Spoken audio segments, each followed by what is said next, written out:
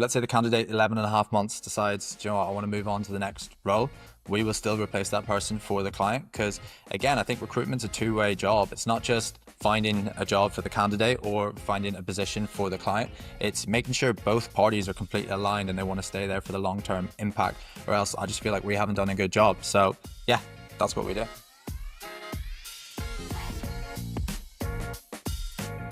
Welcome to the podcast. Today, I am really excited to be joined by Josh Peacock, founder of SEO for Hire and Paid Media Jobs, who's built over 100 elite marketing teams for agencies that don't mess around. He's on a mission to fix recruitment in SEO and paid media by actually delivering operators who perform. Welcome to the podcast, Josh. Thank you very much for having me, Chris. Excited to be here. Yeah, well, we just had a brief chat before we came on, and Josh is in lovely Portugal, but I think I do a lot of these podcasts with a lot of people all over the world, and normally I'm complaining, but we've got great weather in the UK at the minute. I don't know if I believe it. I was back in the UK like 2 or 3 weeks ago, and everybody told me I just missed a heat wave. I don't believe it. Every time I go back, it's not good weather. Yeah, well, you have to like cherry pick those 2 or 3 days a year where it is good. But no, we are on the brink of a heat wave. It's going to hit 30 today, I think. So, yeah, I'm not as jealous as the wonderful Algarve sounds today. Josh, give us a quick intro. How did you get started in SEO and then like hiring for SEO and recruitment as well? Absolutely. So we've been running SEO for Hire for coming up to 3.5 years now, which is pretty crazy to think about that. But basically, I met my ex-business partner on a beach in Barcelona, and he was in the SEO space. I was kind of the sales recruitment background, and we just kind of started getting close with each other and figured out there was a massive need for a recruitment company that specialized solely in the SEO industry. So as you know, it's pretty easy to fluff a few CVs, but within the SEO niche, you need to be able to test somebody. You need to actually understand what they're actually building. So that's kind of the birth of how we started. And fast forward 3.5 years now, we've worked with over 100 agencies. We've got some of our dream 100 clients that we sat down 3.5 years ago are kind of our clients now, which is great to see. Nice. And yeah, what we've done is we've built an industry-backed vetting process. We teams from anywhere from startups all the way to freelancers wanting to build a mini agency, all the way up to Fortune 500 companies and some of the biggest agencies in the US. And one thing that we do as well is I came from a recruitment background where it's kind of like a vulture method type of stuff. You just try and get a few people that tick a few boxes on the job description, put them forward. If you look on my bio in my LinkedIn or on my website, it says that I'm trying to fix the recruitment industry with ethics and focus. And I genuinely mean that. And one of the things that we've done is we have a 1-year satisfaction on all placement guarantees. So you won't find that in anybody else. That's how promising we are on the candidates we put forward. So yeah, that's a bit about the SEO for Hire. And then recently in January, we did the paid media jobs as well. So a lot of our clients would come to us and ask, because they're mostly digital marketing agencies, they'd say, would you help us on the paid media side? And it's something that we didn't specialize in. So I always said no. And I didn't want to dilute the brand that we'd built. And luckily I found my co-founder who has like 8 years experience at like senior level paid media. He's unbelievable. We did a bit of consultancy back and forward, and now we've built that. And again, what's nice is that our client base for SEO for Hire has now quickly brought that into the paid media side as well. So that's just a quick recap on what we do. Nice. That sounds awesome. You mentioned that you do a 12-month guarantee. Is that if they're not satisfied with the role that they've recruited from you, you won't charge them, or it's a... So we'll replace them for free. So, and that's candidate side and client side. So let's say the candidate 11 and a half months decides, do you know what, I want to move on to the next role. We will still replace that person for the client. Because again, I think recruitment's a two-way job. It's not just finding a job for the candidate or finding a position for the client. It's making sure both parties are completely aligned and they want to stay there for the long-term impact, or else I just feel like we haven't done a good job. So yeah, that's what we do. That's really cool. I've got a couple of friends that are in recruitment, and they're always making placements and then counting down through that like redemption period of like, okay, they've passed the X number of whatever we agreed in order for us to fully get paid. And then it's like, but I think that's a real sort of solid proposition to the people that you're working with. So you must be pretty confident in the people that you find and send. Well, I think, Chris, like on that, I think a lot of other companies will just find that person, put them in the company, and then, maybe check up once or twice on them. So we try and do as much as we can after we've actually put that, let's say that SEO strategist into that company. So we've got like onboarding docs that we put in there. We've got a load of resources. We check in on both sides. We'll do consulting calls back and forth. So again, we want to make sure that they stay there for as long as possible, because normally that just means they'll come back and do business with us down the line. Mm-hmm. Okay, makes sense. But Josh, correct me if I'm wrong, SEO is dead. So surely no one's currently hiring. Yeah, no, we're out of the business. It's been dry for us for the last 6 months. No, since I started 3.5 years ago, it's been the exact same thing. I personally am the most excited about this new digital evolution that we're going into. But just to give you a recap, right? So literally what you said, hiring to me would be the biggest bottleneck to show that an industry is dead. Like, why would people be hiring? They'd be going out and using N8N and the things that we talked about before. They'd be going, well, why would they need to put a person in the seat anymore? But just to give you a brief recap, on Tuesday, we had 3 leads inbound. So all of our leads come inbound through the socials and the funnels that we build. We don't do any outreach anymore. And we had 3 leads that came in on Tuesday. And then last week, I think we had 6, and we signed all 6 of them. In terms of our actual business, we just made a pretty senior hire who started with us on Monday. So that's just to show that SEO is not dead. It's not going anywhere. It's just, and I hate to say it, I had Joe Davies on my podcast yesterday, and I asked him about the future of it, and he was like, I hate to say the whole phrase that SEO is not dead. It's evolving, but that's the case. Yeah, I think that's such a good point. And like, you'll see these waves of social SEO is dead plastered across the different platforms, but then you'll see these like rebuttal posts where like total jobs data comes out or something like that, where actually search for or job listings for SEO positions is at an all-time high.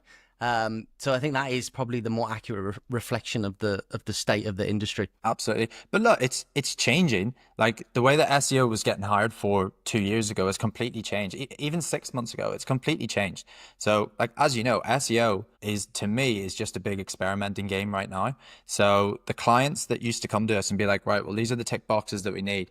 Yes, some of them are still there, but it really has switched to, you have to know. Am I allowed to swear on this podcast? Yeah, go for it. You have to know your shit.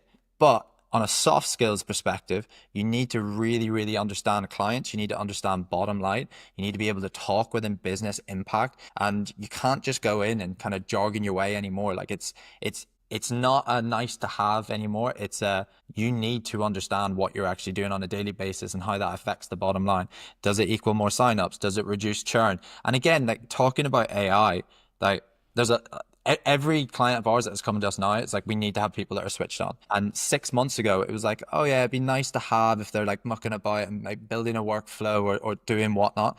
Now it's like, we can't have anybody that's like that at all. They need to not only have dive deep within AI, but like, it can't just be like, oh yeah, no, I use ChatGPT for a few things. It needs to be deep level work. Like, what are you building to improve your efficiency? How are you increasing that bottom line? And like, what actual stories can you bring to the table? And again, rattling on about that, we have some of our candidates, again, I feel like a lot of people are quite lazy when they're doing interviews. They're still in the old school mindset of, I'll put a CV forward and I'll shine bright on my interview, right? And shine bright to them is just showing up and answering questions. Whereas we have candidates and we kind of try and weaponize that interview for them, that they'll absolutely get it, where they're able to just, do you mind if I share my screen and just bring you through, let's say, a custom GPT I built the other day to help client X solve X problem? And I think those are the people that are always going to be in need. Yeah. And I think as well, that's indicative of a good SEO anyway. Testing and just being in the weeds, wanting to like go crazy with shit to break a system. So that's an inherent skill you want anyway. Well, even on that, Chris, I've got a cool story. About 2 years ago, we've a client in the Netherlands, quite a big company. They just got bought by a US acquisition company, but they wanted somebody with in-house SaaS experience, right? And I think my team put through like 9 people forward, but they put one person that didn't have in-house SaaS experience, right? He was like a freelancer, mucking about with a few things, but he was just a killer. We put 10 people forward, including that guy. And before the interview started, he just came on the interview and he said, do you mind if I just share my screen? I did a mini audit, spent like 2-3 hours last night. And this is for his first stage interview, right? So this guy is like not being lazy. He's like, I really want this job. And he was like, do you mind if I just share my screen? And he went through it. And the feedback we got was like, from that client was like, we've never had that done before. Really? It's just about going above and beyond and like not looking as an interview. Again, because you have to be competitive. It's the same with business. You have to, how are you going to show up and be better than everybody else? So let's shift gears a bit. What roles are people looking for now? We've talked about sort of that skill set that I think employers are looking for, and how there's been that shift from it would be nice if they had some AI stuff to like they need to be into this. But specifically, like what roles are in demand? What sorts of positions are the bigger companies looking to hire? Yeah, so I'd say about a year, 2 years ago, we'd always have like very specialist roles in terms of, we need somebody in and out tech SEO, or we need, a content manager, or even like link building specialists or outreach specialists. Now, what we're finding is that yes, the speciality is still a need within the role, but it's kind of just morphing into like an SEO strategist. So out of those 9 roles that I said that came in on Tuesday and then last week, I think 5 or 6 of them were SEO strategist roles or senior SEO strategist roles. So I think a lot more companies, because again, speaking back on the N8N and the building, like, yeah. Just to recap what we were saying at the start, I said that I was going to mention that we're seeing all over social media that you can replace a 10-man marketing team at $500,000 a year with like one mega 100-node N8N agent, which will just run your entire department. So just for context, that's what I said to you at the start. Yeah. And like the way I see that is, I think that has a place for, so let's say where I am in Portugal, right? Everybody just does real estate, like everybody, but like they don't really do social media stuff. They don't really, like, it's literally just through network. Like I guarantee if I train myself up on that or train somebody up on that, got in contact with those guys and be like, look, I could bring in X amount of leads through this AI automation flow, through N8N, through whatever flow it is, then it's a no-brainer. They've got the money to spend on it. But for the established agencies that are out there that have got real life clients that they need to, they need to fill the outcomes for that, then I don't think there's any stress in that disappearing anytime soon. I think where there is going to be scarcity is those big agencies. I'm not going to name them, but we all kind of know them. They hire and they're like, we've got a blacklist of clients that we won't work with, and they're on that because they just bring people in and then they churn them. But we will put some of their candidates through our vetting process, and they've just been doing recommendations for the last 3 years. They haven't been like building anything. They haven't been in the trenches. So I think those really bloated agencies and companies are going to kind of dissipate, and I think we are starting to see that. And most of the time when you see, I don't mean this to everybody, but when you see the big companies, it's like, oh, they've made X amount redundant. A lot of the times it is those agencies where they've just been, they just got sign off years ago. They decided, okay, we just need to put bums in seats, but didn't really test them for that. So yeah, to answer your question, I think it's more overall strategists that are really looking again at the overall business impact that they can have on the company. And again, on that, like client communication's a massive thing that our clients are looking for now. Whereas it used to be a nice to have an SEO that could also jump on client calls. And because we work with such a mix of clients, we could have one client that has a pod structure where they don't have any account managers, and the actual SEOs that are building speak specifically to the clients. And then we've got clients that have like a team of account managers that have to upsell and do everything else. So I think we're seeing a big uptake in clients wanting, we can put somebody in front of our client, they'll be able to upsell them a bit, not even just on sales, but they'll be able to explain in layman terms what they're actually doing and how that directly impacts the business bottom line. So actually having like that personable, non-introverted, being a bit of an extrovert as well, I guess is another bow in the cap or feather in the cap, whatever you say. Yeah, which is hard, Chris, because like as you know, there is a lot, and not to like down talk it, but there is a lot of SEOs that are sat behind a computer all day that don't talk to anybody. So it is hard to vet people for that. But again, we're seeing a lot more SEOs actively try and maybe go out to events or maybe attend webinars or like hang out with more leave colleagues. Their bedroom. Yeah, that's what I'm trying to say. Yeah. Quick pause. If you're getting value from this conversation about scaling agencies and hiring top talent, I want to share something that might help you. Are you struggling to find A players for your digital marketing agency? we've got you covered. For SEO experts who turn rankings into revenue, head to SEOforhire.co. For paid media specialists who boost your bottom line, check out paidmediajobs.com. And if you're looking for foot rubs, you're definitely in the wrong podcast. All right, let's jump back into the episode.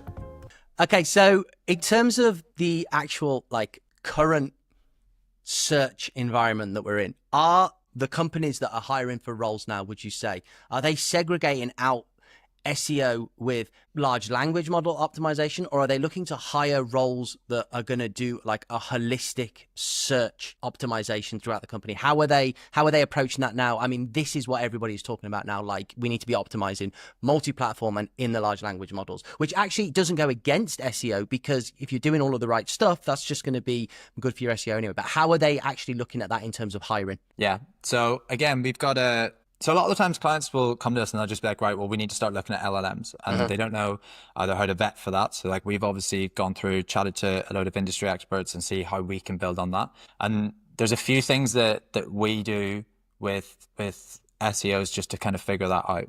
And one of them is like, we just start with their worldview. So how they're actually viewing AI. So like things like why less traffic is coming in from Google and what that actually means. How awareness is getting easier, but clicks are getting harder. So things like that. How there's SEOs out there that are basically building their own moats. So again, like speed of learning is a massive thing, Chris. So how are they actually prioritizing speed of learning, not just speed of output, like those type of things. But in terms of the LLMs, again, it comes back to the experimentation. So for instance, we signed quite a big flight company last week, and we must have spent about 10 minutes with their digital marketing director just talking about how important it is for somebody to be able to experiment, fail from it, learn from the failures, and just keep on going. And it was like 10 minutes of talking. Like, we can't have somebody that's just scared just to go at it. And because it's like a big company, they were like, we've hired people in the past that just think, because it's a big company, there's a lot of shareholders involved, there's an expectation to be at the top of your level, that they're too scared to like go out and experiment with things. So we're literally just talking for about 10 minutes about how, again, with like LLMs and like testing things on Reddit, or testing things, again, like even just social search, like how do we, because as I said at the start of this, I feel like right now, 2 years ago, we had a vetting process where it was pretty simple questions and an assessment, right? Now it's like, how do we test how well this person's able to adapt? How well are they able to look at the future of SEO? We had a thing that, like, I feel like the old model used to be research, write, publish, and wait. The new model is more around create, personalize, activate, and iterate. So we need to find people that are just an open mindset to that. Long gone are the days where you could just go through the motions and let stuff happen. It is really, but it's almost like I'm so bullish on, I think it's probably only been in the past few weeks as well, where it was SEO, that's the way it was done, the way it was done. Then it was like, AI is going to change everything. It's going to destroy SEO. Everything's dead. Oh my God, it's the end of the world. And now it feels like we're in like where SEO was like 20 years ago. It's like the rules haven't even been written yet, and we can optimize across everywhere. And I suppose the people that are going to succeed are, in terms of the people that want to work in that environment, are the ones that are going to test and experiment and not be scared. And then the companies that are going to benefit from that are going to be the ones that hire that particular sort of talent, isn't it? Absolutely. Yeah, really, really interesting times. Okay, so how do you feel like link building and some of these more traditional forms of SEO are like playing out? Content production, link building, are these still things which companies that are hiring are looking for? And are they still actively working on it? Like, how do we see those more traditional forms of SEO taking shape? Yeah, I will say that, a year, 2 years ago, we had a lot more companies come to us that, especially on the content side, where we would have roles like their full job, not copywriters, but more like high level content managers. We used to have a lot of them. We haven't had one in, I'd say 2 years. But saying that, last week we signed SEMrush, and we're working with Backlinko, and a lot of them it's like high editorial level content wise. But again, that content's changing. It's not just the churning out of 200 blogs. It's how you getting on socials, and YouTube SEO for me is one thing that we're hearing come up like a lot right now. So from the content perspective, I think it's changing over a lot to that. But yeah, I'd say the demand for that I can only say from our point of view, from my companies, is definitely decreasing. From the link side, it's interesting because again, we used to have a lot of outreach specialist roles, and we used to have like purely link building roles, but like we for our clients do a lot of digital PR placements. And it's funny to see it as well, because when we started probably a year and a half doing that, it was all of our UK clients that wanted digital PR specialists. And at the time, like our clients in Australia and in the US, digital PR was like way behind, way behind. But I feel like we're starting to see that big boom within the US now, and especially within Australia. And to be fair, I think the same with SEO. I think UK is a lot, I don't want to say further on, but the average talent in the UK for SEO and digital PR for us has always been like miles ahead for US and Australia. And that's why we actually have clients in Australia that will look at us for SEOs or digital PRs, and we'll literally relocate them down to Sydney and Melbourne for some of our clients. And then for the US, we kind of pitch to our clients that, let's say it's a freelance role or a 1099, that we can find you somebody that's like well below the salary that you're asking for in the UK, that's at the top of their game. But yeah, I think digital PR is something that still hasn't really taken off. And I think that whole brand mentioning and everything, I think within this like AI mode is something that's really, really important. That's part of the reason why I'm so bullish, because I mean, we are essentially a digital PR link building agency. So if you strip that right back, it's a link selling agency, albeit, white hat editorially earned digital PR links. But links has always been something which one could fear could disappear at any point as being something significant. But as we're now seeing that, like, actually building true authority and brand mentions, and even brand mentions maybe even being more powerful than links and the LLMs and stuff, it's like a complete reset. And and I agree with you as well about, I think digital PR is very much like a traditional like UK activity, and it's more difficult for those other markets perhaps to understand. But once they see the benefits, they just want in. But we're starting to see talent outside of just the UK, because again, it comes down to those sort of inherent skills of the person that you hire, isn't it? If they're creative and they want to get their hands dirty, then I suppose anybody can achieve in a role. Would you agree with that? Absolutely. And again, this is something that we've said to our clients, that we feel like the new skill set barbell. So the example we give is you're lifting a heavy barbell. On one side, the heavy weights are the creative, the sharp ideas, the viral instincts, the brand first thinking, and the high taste, which is kind of what you've just mentioned. And then on the other side is more like the engineer thinkers. So the people that want to build systems, the ones that are automation heavy for like workflows and everything over that. And they're just obsessive about deploying like AI at scale. Yeah. So if you're able to, first of all, if you're able to be that person that's got both of those skill sets, like you are like in the top 5% of everyone.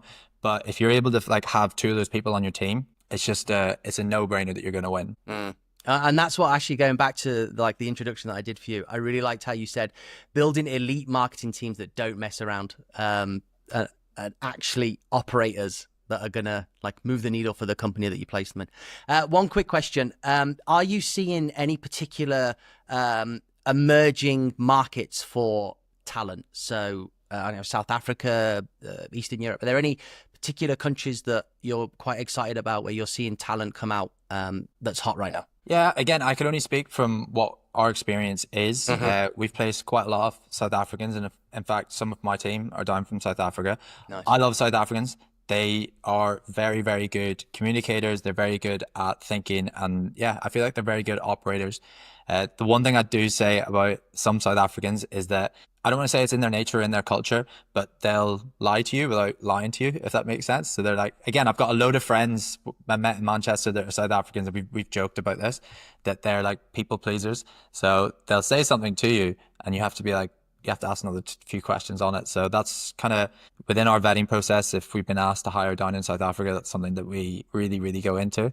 The other thing is, South America. So we work with the likes of Brain Labs, one of the biggest media agencies in the US. So we've actually built some of their SEO team down in Buenos Aires in Argentina. I'm actually heading down there in November for a month, which I'm excited for. But the only thing is, again, is a lot of, and we've done that several times down in Argentina and in those kind of South American countries. The only thing is that for client facing, you want somebody, especially we've had a few examples where they're working with like big companies within the US, and this person will be client facing. It's hard to find people with really, really good English. They might understand SEO in and out, and they might be able to, do a bit of digital PR, do a bit of everything else. But in terms of as I said earlier about client communication being a really, really big factor within our vetting process, it's very hard to find those people that, again, can completely understand you and be able for us to understand them. So are you, most of the placements that you do then is you currently, would you say UK talent? I'd say about 75% of our clientele and candidates are US now. Oh, okay. Which is cool because like we started in the UK, all our client base was UK side. When I started building out our team internally, probably about 2.5, 3 years ago, I just love the US. I always wanted to, that was the goal, right? We didn't have any clients in the US, that was the goal. And now, I'd say about 75% of our business is within the US. We do have a few clients down. We've got maybe 6 or 7 clients down in Australia, and 2 or 3 of them are the ones that I said that we actually find UK talent and relocate them down there. But that's kind of the way our business is split. Okay. So it's really interesting to think that, content writers were, well, very, very, very good content writers. And you mentioned Backlinko being a client. I love their content. Very, very good content writers that have kept their jobs. And I think they will do for, the foreseeable future. But content writers that could easily be replaced with cents on the dollar AI writers meant that industry pretty quickly, people lost their jobs a lot. And then the shift in what we're seeing with these automation tools, I guess means that we're on the verge where a lot of roles or departments could shrink and a lot of that stuff could be consolidated. So I'm interested to know what the sort of, aside from sort of content writers, what roles have you seen diminished the most? And then where have you seen the biggest rise, the biggest shift in terms of like people hiring? And I imagine what you're going to say is that's become more of a holistic hire. So hiring for like SEOs that they and also we want them to be able to do AI automation or be interested in it and test it. But if you've got any insight into that, I'd be really interested. Yeah, it's interesting because just on your bit about the content side decreasing a lot, I think copywriters and stuff are still well needed, right? I'm not saying that a lot of our clients are asking for that, but there's a guy I follow, I think his name's Copywriting Chris. I don't know if you follow him on YouTube, but he does a load of podcasts in Austin. But I was listening to him, he had Dan Martell on recently, and they were talking about it. It was like, we can sit here and be like, oh, AI is going to replace everybody's job within content and within SEO and everything. But it's like, copywriting is one of those skills that's so important. And it's like, okay, so if AI is able to get you the best copywriting skills, why aren't your ads, like why aren't you making 10x on them by now? If that is the case, that you still need people to come in at the top level and be like, okay, well, there's certain ways, especially if you've got like 20 years experience within it of like copywriting language and changing subject lines or changing CTAs, whatever it is, or even just the placements of ads. I still think there is needed for people at that level. But moving on from that. Just to jump in on that, I would agree with that. We had Dave Harland on the show a few months ago from Copy or Die. And it probably just levels the playing field to allow everybody to do reasonable copywriting with the use of AI. But then some of the things that he was talking about in terms of like really getting that brand messaging across and having it consistently across all of your channels, and then like agonizing for weeks over just the perfect turn of phrase in an ad. And I mean, there is a real art to it. And if you want to really succeed in that, then a good copywriter is going to put you head and shoulders above the rest. Absolutely. And like, even if we go into like a bit more about LinkedIn, like I'm sure you see AI content everywhere on LinkedIn. Like they're probably using these LinkedIn frameworks to, convert your A player ICP or whatever it is, but like they're not. And the stuff that's being put out is like a load of crap, and you can see how bad it is just by scaling it. So again, I think moving forward, it's going to be even more important for people to get their hands dirty and actually have real life experience, that they're able to do the 95% of the work using AI, but then come in from a top level and look at it and be like, oh, well, let's make a few changes. Let's add maybe a personal story to it, make it a bit more real. Because again, in a day today where there's just AI garbage out there everywhere, I think that's how you're going to really, really stand out. Yeah, 100% agree. Josh, this has been absolutely fascinating. As we wrap up, what are your sort of short to medium to long-term views on the SEO industry? Google's AI mode is going to probably be launched worldwide in the coming weeks. What are you thinking is, some quick sort of ideas on where we're going? Yeah, I'm really, really excited. I'm excited that we're luckily in a place where we work with some of the biggest agencies in the US, like all over the world, doing some really exciting things. I'm excited that they're actually getting buy-in from a lot of their stakeholders, so they're ready to go. And I'm excited to work with them so we can leapfrog all their competitors. And yeah, as I said, I'm super opportunistic about what we're going through. I think if you could look back at history, I'm not going to use all the metaphors that everybody else is using, but we've gone through these kind of times before. So it's literally just all about improving your skill set, becoming better, 1% better every single day, and just having a bright, positive view on the way things are. And if you are in a group with people that are, maybe looking at different career opportunities and being like, right, we need to get SEO. I promise you can find the people that are really excited, that are testing and that are building and that are going to make a lot of money and a lot of moves within the next 5-10 years. So surround yourself with those kind of people. Great advice. Josh, if somebody wants to hunt you down and enlist your services to hire an elite operator, where can they find you? Awesome. So to find SEO for Hire, we're just www.seoforhire.co. To find paid media jobs, we're www.paidmediajobs.com. But I'm pretty active on LinkedIn. If you just type in Josh Peacock, you'll probably find me there. And I'm active on YouTube as well, if you just want to type my name there. That's awesome. So if someone wants to write an AI response to one of your LinkedIn comments, they can just go and track you down on there. Please don't. Oh, it's becoming exhausting, isn't it? You think, it's horrible. Yeah. Immediate block. Yeah. Good. That's a great idea. Josh, it's been absolutely awesome. Thank you so much for being on the show. Thanks, Chris. Thanks for sticking around to the end, and I really hope you enjoyed this episode.